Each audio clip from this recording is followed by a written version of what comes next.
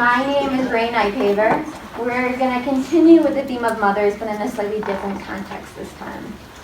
So I am presenting on Mother Nature attachment theory, whether living in harmony with nature is essential for healing ourselves, others, and the world. So as a first-year graduate student here at Europa, in my first semester, I was taking a class in that room right behind us by Diane Israel. We were learning about Erickson's stages of development in Bowlby and Ainsworth's theory on attachment. It was late September. Colorado's aspen trees were turning gold. I was getting the flow of being back in school. And Diane and the class were super excited about the trees starting to change colors. So we originally had this assignment to go observe a child. But Diane decided, with everyone's enthusiasm, to go outside and observe a tree. And so I did. With my pup in tow, I drove up the canyon to 10,000 feet at the 4th of July trailhead outside Eldora. In my journal, I wrote, "I don't feel young like I do at times in the summer when I'm running down a trail. Nor do I feel old. I just am. I wonder if this is how the trees feel. Not tired, but just ready for a slowdown. Along with the trees, I'm fully here for this changing season." Driving back along the bumpy aspen and pine strewn trail towards Eldora, I wonder, what if there was a nature attachment theory?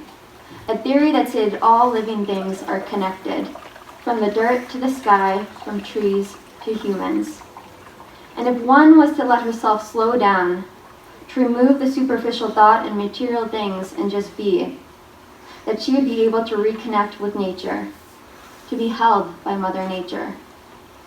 In this reconnection, healing from the trauma of the created human world, harmony would be found. The attachment to Mother Nature has all the love and safety one needs to be securely attached. In this oneness with nature, humans could become whole within themselves and with the world. That day, I began to create Mother Nature attachment theory.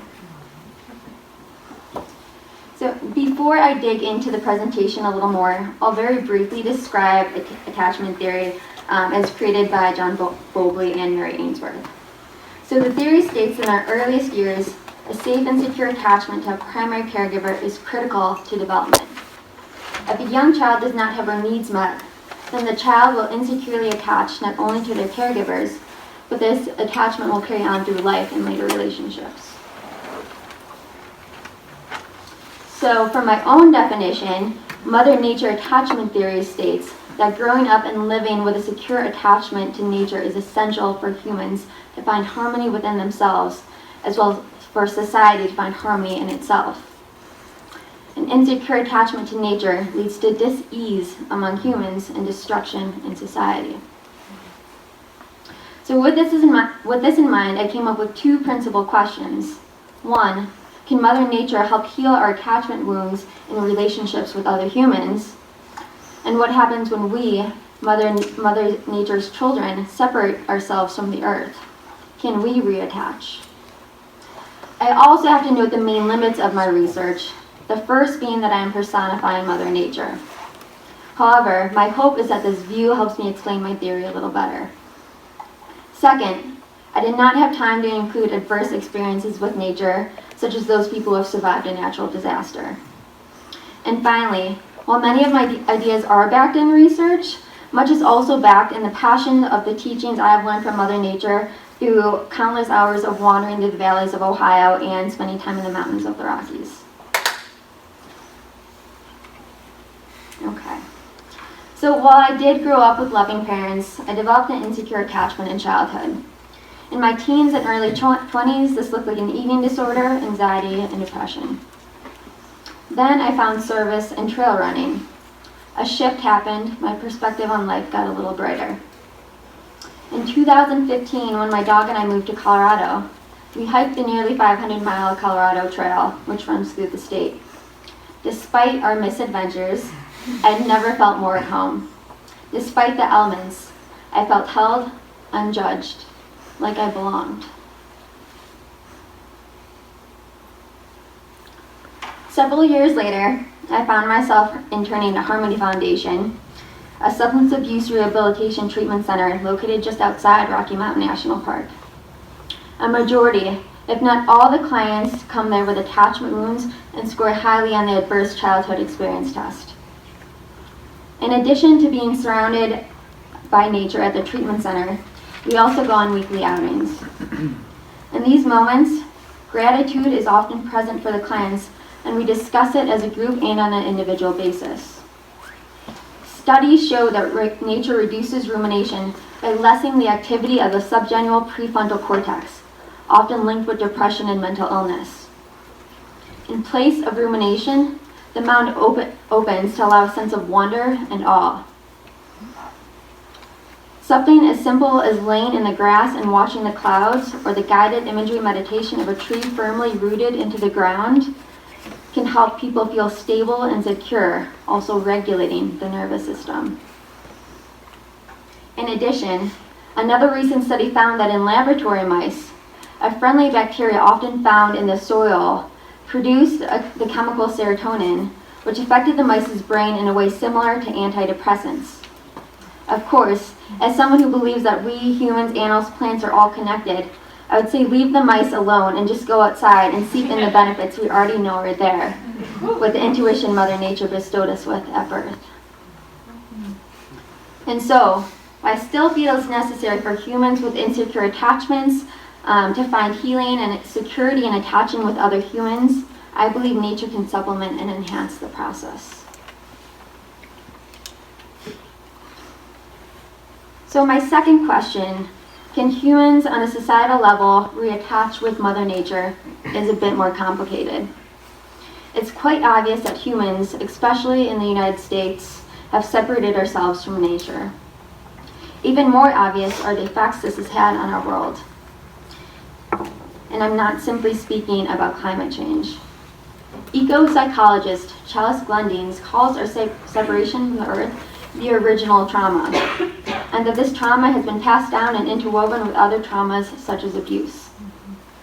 Is it a coincidence that as we rape our women, we rape the earth? Or is it that we're seeing high rates of infertility as we spray farms with chemicals and that we numb our own pain with medications and substances? Furthermore, statistics show that the majority of people have barely anyone to lean on for help, and that we are also spending more time indoors than ever before in our history. Is it any wonder in this separateness, we have mass shootings and are facing extreme changes in weather? In this insecure attachment, a sense of dis-ease has swept through our society. We see it in the consumption of material goods, drugs and alcohol, and what we call mental illness. Psychologist James Hillman writes, "To grasp the disorders in any subject, we must study carefully the environment of the disorder, the kind of water, the winds, the humidity, temperatures, the food, the times of day, the seasons. Treatment of the inner requires attention to the outer." Or as another early healer wrote, "The greater part of the soul lies outside the body." End quote.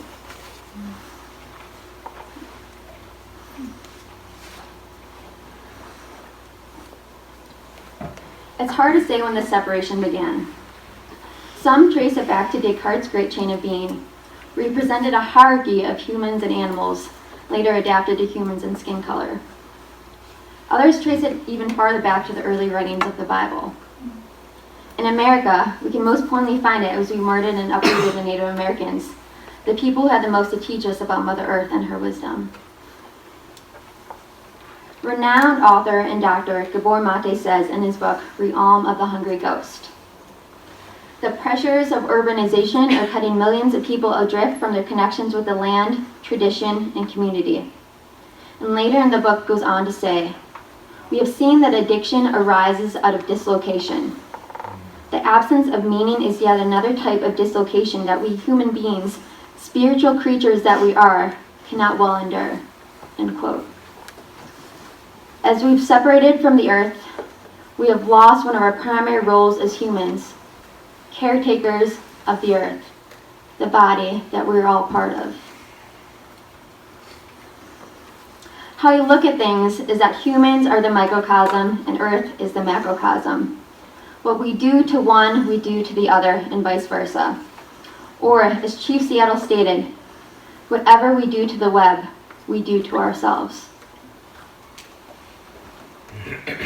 Speaking of webs, did you know that trees are intricately connected and talk to each other?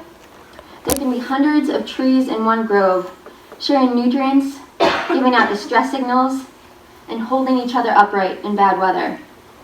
Even bigger is the web of mycelia, a fungus fondly referred to as Earth's natural internet by mycologist Paul Stamets, with one organism expanded to 2.4 miles in Oregon.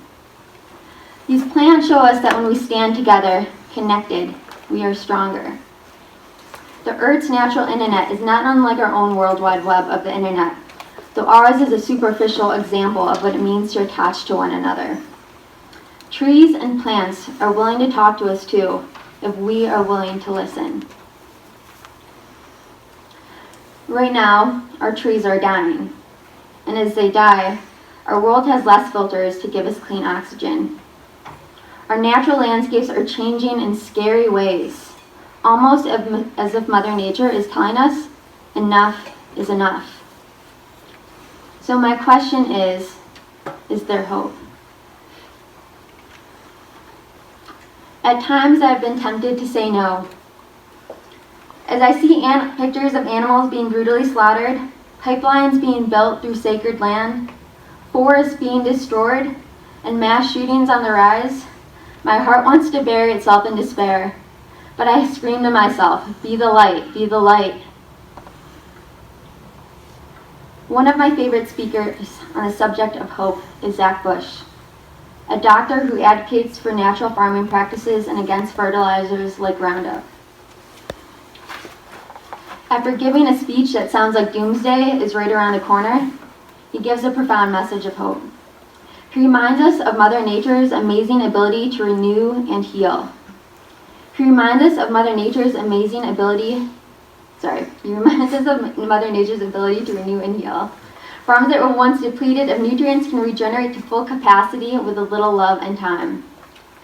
In a podcast with Rich Roll, Bush reminded listeners that sometimes we have to reach our death before being reborn. I see this with my clients at Harmony too. Many of them come to Harmony Foundation having hit their rock bottom. Truly, if they would not have come to Harmony when they did, they may have been dead. So in the shadow of the mountains, we offer them a new hope, a rebirth. We remind their souls that life is worth living and something greater is out there.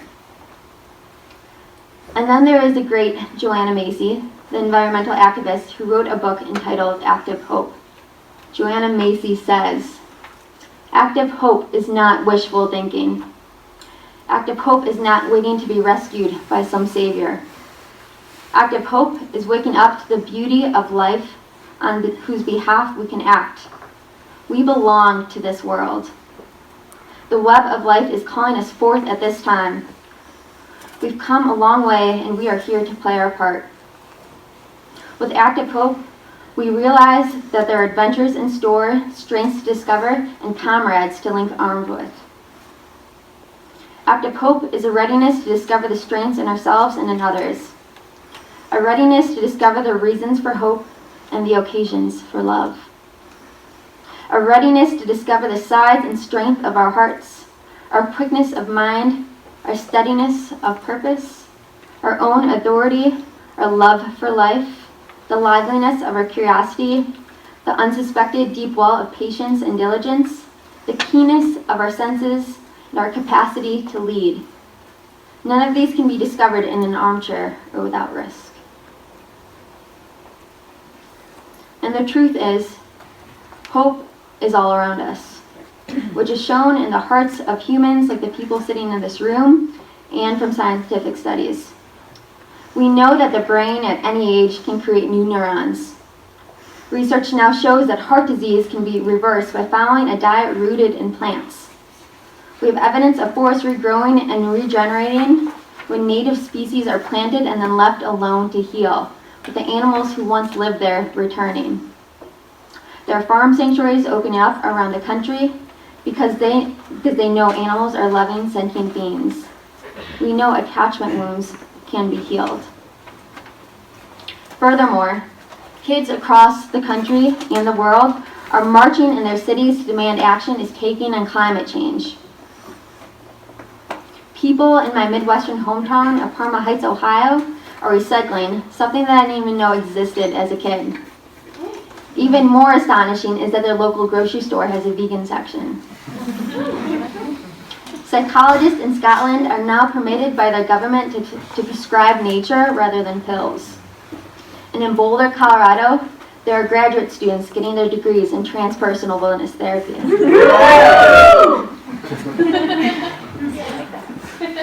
As Suzanne Simard said in her 2016 TED Talk, give Mother Nature the tools she needs to use her intelligence to self-heal. If Mother Nature can heal herself, and if more humans realize we are part of nature, we can heal too. So how do we reattach?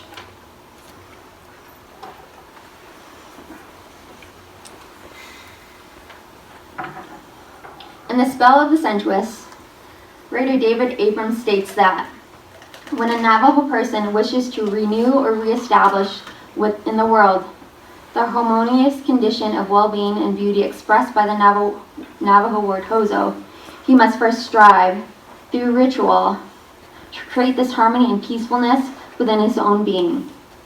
Having established such hozo within himself, he can then actively impart the state of well-being to the enveloping cosmos through transforming the power of song or prayer. With clients, our job as therapists is to help them begin to create a harmony within themselves, to love themselves. At the same time, we can help them create a life of harmony with nature, with therapists remembering that healing plant wounds is the same as healing nature and vice versa. Simple practices that can be done with clients are going outside and walking rather than staying in an office, and highlighting the experience, as my supervisor Gretchen Leeser reminded me. Using a nature basket, like the one on the table over there, to help clients describe how they are feeling. Using guided imagery that lets one feel grounded, like a deeply rooted tree, or one that allows them to escape to their happy place in nature. Giving homework to go outside. Creating metaphors with plants and the landscape, which I often really consider to be parallels. Examples include comparing the curves of Mother Nature to the curves of a woman with a client challenged by body image issues, or looking at a tree on a windy day and comparing that to staying grounded in ourselves in the midst of life's challenges. Have clients share their nature story from childhood to adulthood. Most people can report having a secret spot in nature that they went to as a child or fond memories of summer vacations spent outside with their family. Create rituals and ceremonies using earth, wind, fire, and water, as some of my classmates will present more on later today. Finally, there is service. We can encourage clients to volunteer for their local parks, clean up trash, planting native species, or building new trails. We can suggest volunteering at animal shelters or farm sanctuaries that care for and give new life to animals like sheep, goats, and pigs that were once neglected and abused. Oh, did I mention this isn't just for our clients, but for all of us? Throughout my day, my classmates will be sharing more brilliant ways to strengthen our connection with Mother Earth.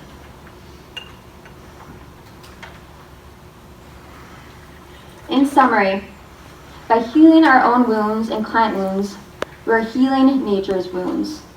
And by healing nature's wounds, we are healing our own. When we live a life in harmony with Mother Nature, with plants, trees, animals, insects, fungus, and all, we can live in harmony with ourselves, bringing out the best and beauty in all of us. Of course, that journey will not be easy. But as Brené Brown states, there will be times when standing alone feels too hard, too scary, and we'll doubt our ability to make our way through the uncertainty. Someone, somewhere will say, don't do it. You don't have what it takes to survive the wilderness. This is when you reach deep down into your wild heart and remind yourself, I am the wilderness.